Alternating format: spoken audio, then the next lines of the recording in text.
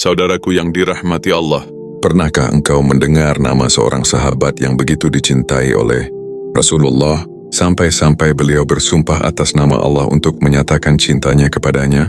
Dialah seorang pemuda Ansyar yang wajahnya bersinar karena iman, lidahnya fasih dalam membaca Al-Quran, dan hatinya penuh dengan kebijaksanaan.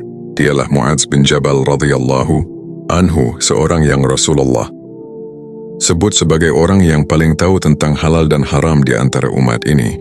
Sebelum kita menyelami kisah luar biasa dari sahabat ini, jangan lupa untuk menekan tombol subscribe agar engkau tidak ketinggalan kisah-kisah inspiratif lainnya dari para sahabat Nabi yang penuh hikmah dan pelajaran kehidupan. Karena setiap kisah dari mereka bukan sekadar sejarah, melainkan cermin bagi hati untuk kembali mengenal Allah dan meneladani Rasul-Nya. Mu'adz bin Jabal lahir di Madinah dari suku Khazraj, salah satu suku besar yang kemudian dikenal sebagai kaum Ansyar, para penolong Rasulullah. Ia tumbuh sebagai pemuda yang cerdas, beradab, dan berpenampilan menawan. Wajahnya bersih, matanya tajam dan tutur katanya lembut namun tegas. Sejak kecil Mu'adz sudah dikenal sebagai anak yang haus ilmu dan selalu ingin memahami segala sesuatu dengan mendalam. Saat Rasulullah belum berhijrah ke Madinah, datanglah kabar tentang seorang nabi yang muncul di Mekah, menyeru manusia untuk menyembah Allah yang Esa. Kabar itu menyebar luas hingga ke telinga para pemuda Yatsrib, nama lama Madinah, termasuk Mu'adz. Ia tertarik dengan ajaran tauhid itu, lalu bergabung bersama rombongan yang berangkat menuju Aqabah untuk bertemu langsung dengan Rasulullah. Dalam Bai'at Aqabah kedua, Mu'adz bin Jabal termasuk di antara 70 orang Ansyar yang mengikrarkan kesetiaan kepada Nabi Muhammad. Mereka berjanji untuk melindungi beliau sebagaimana mereka melindungi keluarga mereka sendiri jika kelak Rasulullah berhijrah ke Madinah. Sejak saat itulah cahaya iman semakin kuat dalam diri Mu'adz, dan ia pulang ke Madinah dengan hati yang menyala oleh keyakinan. Ketika Rasulullah akhirnya hijrah ke Madinah, Mu'adz termasuk di antara para pemuda yang menyambut kedatangan beliau dengan air mata kebahagiaan. Ia langsung memantapkan diri untuk menjadi murid Rasulullah, belajar setiap ayat yang turun, setiap sabda yang keluar dari lisan beliau, dan setiap hikmah yang terkandung dalam syariat Islam. Mu'adz dikenal di kalangan sahabat sebagai orang yang paling luas pengetahuannya dalam urusan halal dan haram. Ia tidak hanya hafal Al-Quran, tetapi juga memahami maknanya dengan sangat mendalam. Rasulullah memperhatikan hal ini dan sering melibatkan Mu'adz dalam berbagai majelis ilmu dan musyawarah penting. Rasulullah pernah bersabda, "Yang paling tahu tentang halal dan haram di antara umatku adalah Mu'adz bin Jabal." Kalimat ini bukan pujian biasa. Itu adalah pengakuan langsung dari Rasulullah tentang keistimewaan seorang sahabat muda yang masih berusia sekitar 20-an tahun kala itu. Mu'adz memiliki ketajaman berpikir dan kecerdasan yang luar biasa. Ia selalu berhati-hati dalam berbicara dan dalam menetapkan hukum. Jika ia ragu, ia tidak akan berani berkata tanpa dasar yang jelas dari Al-Quran atau Sunnah Rasulullah. Selain itu, Mu'adz juga dikenal lemah lembut, tidak sombong, dan mudah memaafkan. Setiap orang yang duduk di dekatnya akan merasakan ketenangan dan kelembutan iman yang memancar dari wajahnya. Banyak sahabat yang datang menemuinya hanya untuk bertanya satu hal kecil, lalu pulang dengan hati yang lapang karena jawaban Mu'adz selalu menenangkan. Rasulullah memiliki kedekatan khusus dengan Mu'adz. Beliau mencintainya seperti mencintai anak sendiri. Dalam satu kisah yang diriwayatkan oleh Abu Dawud, Rasulullah pernah memegang tangan Mu'adz dan bersabda dengan penuh kelembutan, "Wahai Mu'adz, demi Allah aku benar-benar mencintaimu." Mendengar itu, Mu'adz merasa sangat terharu hingga matanya berkaca-kaca. Ia menjawab, "Demi Allah, aku juga mencintaimu, wahai Rasulullah." Lalu Rasulullah bersabda, "Janganlah engkau lupa untuk membaca di setiap akhir salat, Allahumma a'inni ala zikrika wa syukrika wa husni ibadatik." Ya Allah, tolonglah aku untuk selalu mengingatmu, bersyukur kepadamu dan beribadah kepadamu dengan sebaik-baiknya. Doa ini menjadi warisan cinta antara guru dan murid, antara Rasulullah dan Mu'adz bin Jabal. Hingga kini, umat Islam di seluruh dunia membaca doa itu, dan nama Mu'adz pun selalu ikut disebut dalam setiap ingatan umat yang mengamalkannya. Mu'adz begitu dekat dengan Nabi hingga beliau sering menjadi tempat curhat, diskusi, dan pengutus dalam misi dakwah penting. Rasulullah melihat dalam diri Mu'adz bukan hanya ilmu, tetapi juga keseimbangan antara kecerdasan, iman, dan kasih sayang.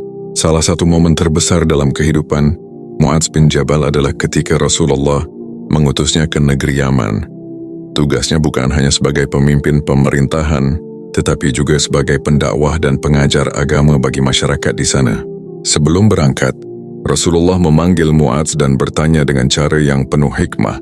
"Wahai Mu'adz, dengan apa engkau akan memutuskan perkara jika dihadapkan dengan suatu masalah?" Mu'adz menjawab, "Aku akan memutuskan dengan kitabullah Al-Quran." Rasulullah bertanya lagi, "Jika tidak engkau temukan di dalamnya?" Mu'adz menjawab, "Maka aku akan memutuskan dengan sunnah Rasulullah." Beliau bertanya lagi, "Jika tidak engkau temukan juga?" Mu'adz menjawab dengan tenang dan yakin, "Aku akan berijtihad dengan pendapatku, dan aku tidak akan menyimpang." Mendengar jawaban itu, Rasulullah menepuk dada Mu'adz dengan penuh kasih dan berkata, "Segala puji bagi Allah yang telah memberi taufik kepada utusan Rasul-Nya terhadap apa yang diridai oleh Rasulullah." Dialog singkat ini menunjukkan betapa tingginya derajat ilmu dan hikmah yang dimiliki Mu'adz bin Jabal. Ia tidak hanya hafal dalil, tetapi juga memahami prinsip-prinsip ijtihad dan hukum syariat yang kemudian menjadi dasar bagi ilmu fiqih setelah masa Nabi. Setelah menerima amanah besar itu, Mu'adz bin Jabal pun berangkat menuju negeri Yaman dengan penuh semangat dan keimanan. Ia tahu bahwa tugas itu bukan perkara kecil. Ia akan memimpin sebuah negeri, mengajarkan Islam kepada masyarakat yang sebelumnya terbiasa dengan kehidupan jahiliyah dan kebiasaan kaum ahli kitab. Namun, hatinya teguh karena keyakinannya kepada Allah dan Rasulullah tidak tergoyahkan. Rasulullah sendiri mengiringi kepergiannya hingga keluar kota Madinah, sesuatu yang jarang dilakukan untuk sahabat lainnya. Saat tiba di perbatasan, Rasulullah berjalan kaki sementara Mu'adz menunggang keledai. Melihat itu, Mu'adz merasa tidak enak dan berkata penuh hormat, "Wahai Rasulullah, biarlah aku yang turun dan berjalan bersama engkau." Namun Rasulullah menjawab dengan lembut, "Tidak, wahai Mu'adz, biarkan aku berjalan beberapa langkah untuk mengantarmu. Mungkin setelah ini engkau tidak akan melihatku lagi. Dan jika engkau kembali, mungkin yang akan engkau dapati hanyalah masjidku dan kuburanku." Mendengar itu air mata Mu'adz jatuh deras. Ia menangis penuh haru karena seolah-olah telah diberi isyarat bahwa Rasulullah tidak akan lama lagi meninggalkan dunia. Mu'adz lalu menundukkan kepalanya, dan dengan suara bergetar ia berkata, "Wahai Rasulullah, demi Allah, aku tidak ingin berpisah denganmu." Rasulullah pun menenangkan hatinya dan berdoa, "Semoga Allah menjaga engkau dari segala keburukan, memberi taufik dalam setiap langkahmu, dan memudahkan urusanmu dalam menegakkan kebenaran." Doa itu menjadi kekuatan bagi Mu'adz selama bertahun-tahun menjalankan amanahnya di Yaman. Setibanya di Yaman, Mu'adz disambut dengan berbagai tantangan.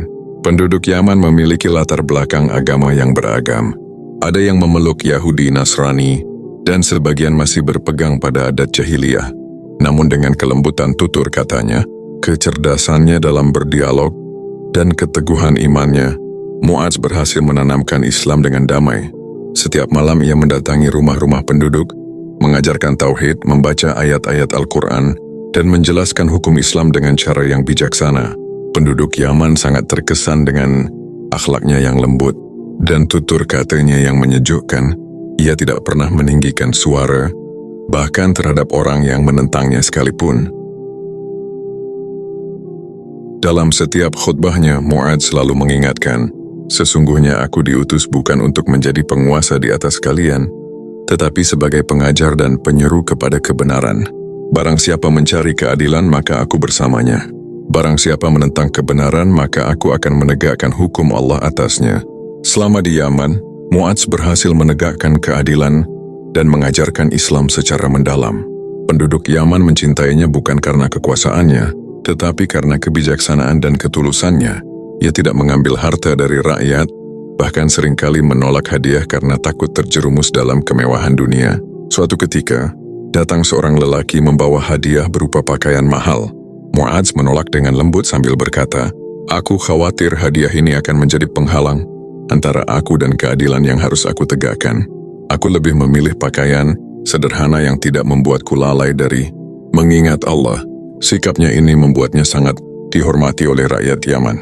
Mereka tahu bahwa Mu'adz bukan hanya seorang pemimpin, tetapi juga orang yang hidupnya hanya untuk Allah. Selama bertugas di Yaman, Mu'adz tidak pernah berhenti mengingat Rasulullah.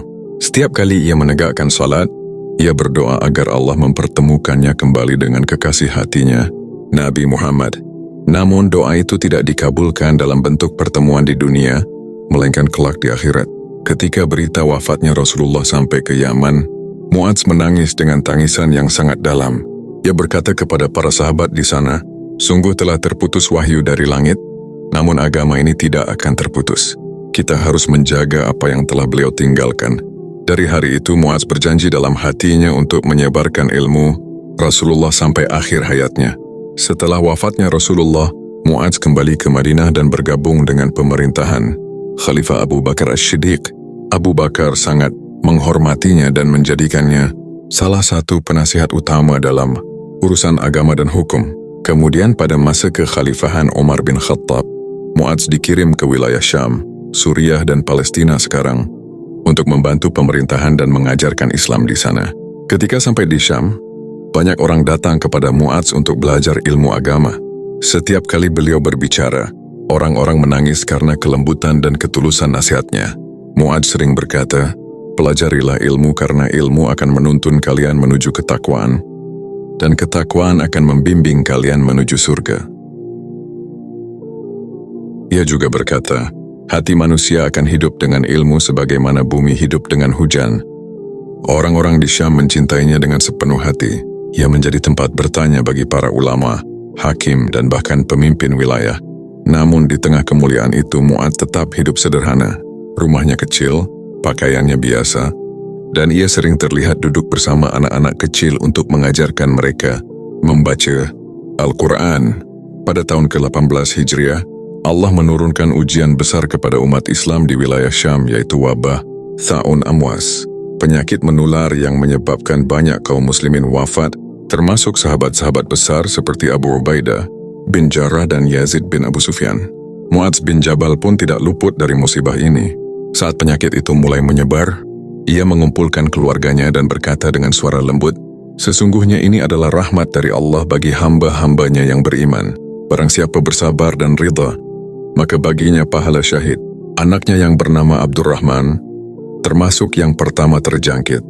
Melihat anaknya sakit parah, Mu'adz berdoa dengan air mata, "Ya Allah, Engkau telah memberinya kepadaku sebagai amanah, dan kini Engkau mengambilnya kembali. Engkau lebih tahu yang terbaik untuknya." Tak lama kemudian Abdurrahman wafat dalam pelukannya. Mu'adz mencium kening anaknya dan berkata dengan tenang, "Segala puji bagi Allah yang telah memuliakanku dengan sabar di atas ujian ini." Beberapa hari kemudian, Mu'adz sendiri terjangkit penyakit yang sama. Tubuhnya melemah namun lisannya tidak berhenti berzikir. Ketika orang-orang datang menjenguk, ia berkata, "Selamat datang wahai tamu yang membawa rahmat. Aku tidak takut kepada kematian, karena aku tahu aku akan segera bertemu dengan kekasihku Muhammad." Hari-hari terakhir dalam hidup Mu'adz bin Jabal adalah hari yang penuh keheningan dan zikir. Tubuhnya mulai lemah karena wabah Tha'un yang menyebar cepat di negeri Syam, namun semangat imannya tidak sedikit pun berkurang. Sahabat-sahabat yang datang menjenguk melihat wajahnya masih berseri-seri, meskipun kulitnya pucat dan napasnya berat. Mereka kagum melihat ketenangan seorang ulama besar yang menghadapi kematian dengan senyum.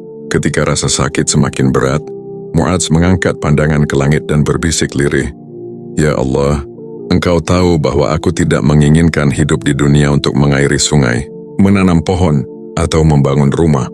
Aku hidup hanya untuk menegakkan sujud kepadamu di waktu malam yang sunyi, dan untuk duduk dalam majelis ilmu bersama para ulama yang mengajarkan kebenaran." Kemudian beliau menatap para sahabatnya dan berkata, "Selamat datang wahai kematian, kekasih yang telah lama kutunggu. Ya Allah, aku telah takut kepadamu di dunia, maka hari ini aku berharap kepada rahmatmu. Ya Allah, sesungguhnya Engkau tahu aku mencintaimu, maka pertemukanlah aku dengan cintamu."